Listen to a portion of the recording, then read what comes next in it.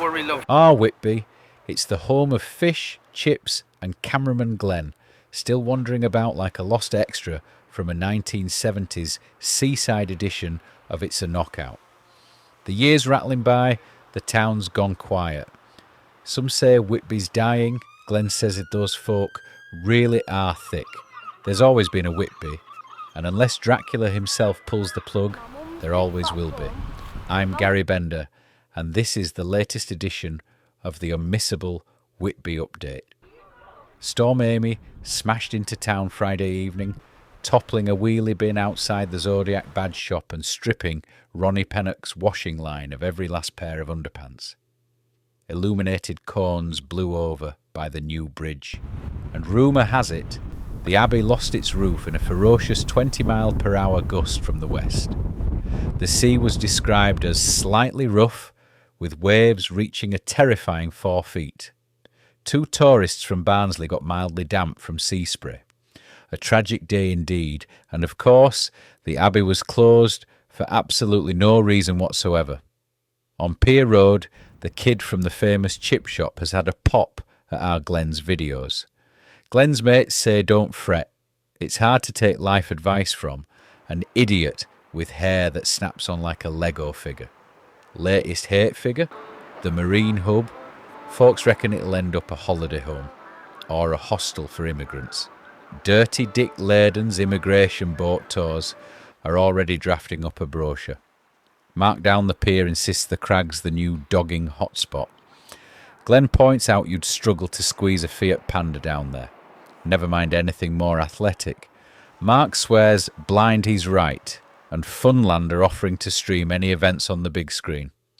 The fat butcher says fishermen and harbour bosses are about to lock horns over crab pots. Allegedly, after the Fleece pub complained, they blocked the view of someone's pint. No smoke without fire, says the butcher, while puffing away on his 3rd sausage roll. Meanwhile, the Abbey's getting a distillery. The sea's still packed with whales and dolphins, and in town we've got the newest edition of Where's Roger? Spoiler, we couldn't find him. His sister Steph, though, is now demanding equal billing with Where's Steph, and she's even thrown in some northern soul dancing by the bandstand for good measure. The Lobster Boys are still experiencing good catches. The weather no doubt helping extend this year's season. Maybe not warming enough to term it an Indian summer, but the sun's out and the sea is calm. Work is ongoing at the Town Hall refurb, although not by this guy. There's a new old face at the Lifeboat. Long-time mechanic Richard has taken over as coxswain, and Glenn says he's over the moon. Not just for Richard, but for the poor volunteers who might finally see some proper leadership. See, in Glenn's opinion, and probably nobody else's, the crew's been suffering for years. Morale had sunk, and ever since the great Muggate scandal, the place was flatter than a plate of yesterday's Yorkshire puddings. No banter, no spirit, no smiles. Even the daft nativity players vanished. 10 years of one long tea break without the mugs. But earlier this year, Glenn spotted something unusual. The crew were fueling up the boat and, wait for it, laughing, joking, actual sarcasm. Glenn thought Yorkshire Water had started adding gin to the tap supply. But no, turns out new leadership was on the way. Mystery solved. Now with Richard at the helm, common sense seems to have docked again. Proof? They even got a cake stall back at Flag Weekend. And as Glenn says, once the cake's back, the crew's back.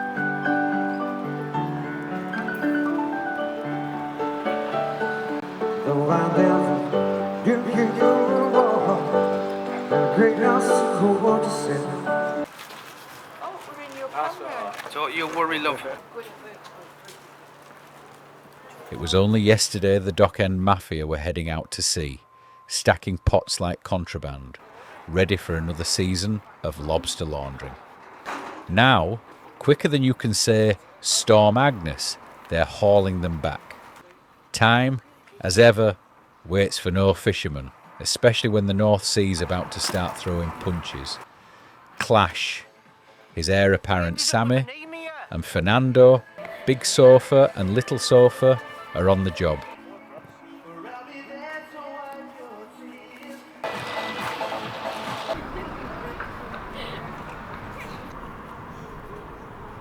For decades, Whitby's lobstermen have hauled their pots ashore for winter, stacking them on wharves, jetties and any scrap of harbour they can find. It's tradition. It's survival. It's also illegal, according to one man, the Harbour Master. He's had enough. No more stacks, no more clutter, no more business as usual. Now the dockend mafia face their toughest opponent yet, bureaucracy. And in this town, even the lobster pots have beef. Glenn says he can't stop laughing. The lifeboat launched for an injured seagull. Monday saw the final wildlife trip of 2025 on the famous yellow boats of Whitby. 2.5 hours steaming along the Yorkshire coast, looking for whatever the sea decides to show us. September usually means whales, and despite feeling slightly iffy, Glenn bravely joined the crew for perhaps the last sail of the year. John took the helm, and we headed to Sandsend. Rumour had it dolphins were in town, and of course they were. After a respectful chat with the dolphins, we hunted bigger cousins, minke whales. 5 minutes down the coast, and there they were, gorging on herring like it was a Whitby buffet. Everyone got their £15 worth. Amazing value, even by Whitby standards. Huge thanks to Paul and his crew on the yellow boats for another epic year on the Yorkshire coast. With whales, dolphins and the return of the tunny, what more could a wildlife enthusiast ask for?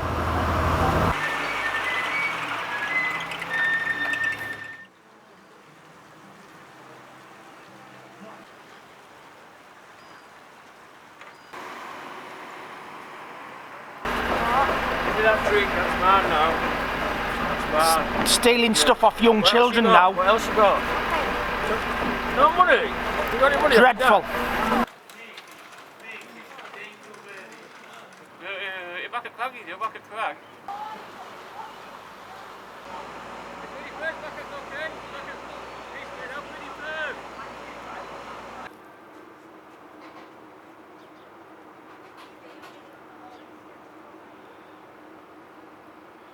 Morning, Dave. Hey, Uncle Glenn, how are you? How you doing, mate? Oh, everyone's behaving. No good, is it? I might have to get into the voluntary job. What could you do? Hey, What could you do? I might have to get a jack and move some cars about.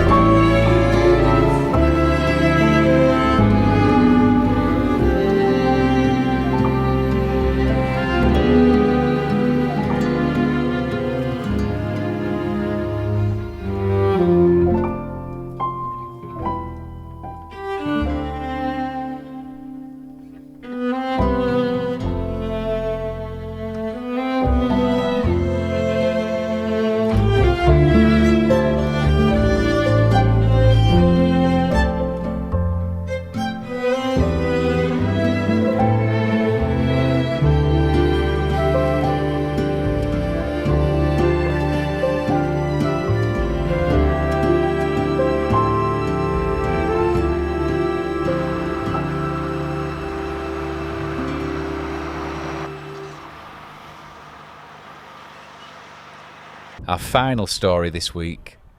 The Abbey's getting a gin distillery. Whitby Gin have taken over the old Abbey farm. The barn owl's been evicted, but fear not. The posh folk can now sip artisanal juniper and chat middle-class philosophy while gazing at what's left of Whitby's most famous ruin. Culture, apparently.